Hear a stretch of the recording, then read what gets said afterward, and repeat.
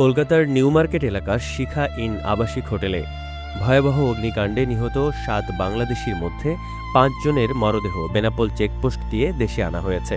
শনিবার বিকেল ৫:৩০টায় শূন্যরেখায় ভারতীয় Petrapole immigration police Benapole immigration পুলিশের হাতে মরদেহ হস্তান্তর করে।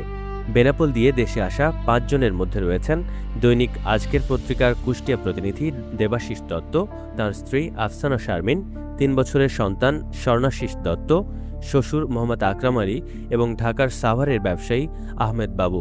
চিকিৎসার জন্য তাঁরা ভারতে গিয়ে এই মর্মান্তিক দুর্ঘটনার শিকার হন। এর আগে গত ১৯ আগস্ট বুধবার গভীর রাতে ওই হোটেলের অগ্নিকাণ্ডে মোট ৯ জনের মৃত্যু হয়, যার মধ্যে ৭ জনই বাংলাদেশি। এদিকে পরিবারের আবেদনের প্রেক্ষিতে সাতক্ষীরার রেবতী সরকারের মরদেহ কলকাতাতেই সৎকার করা হবে এবং SM আলিমুজ্জামানের মরদেহ ভোমরা সীমান্ত দিয়ে দেশে পৌঁছায়।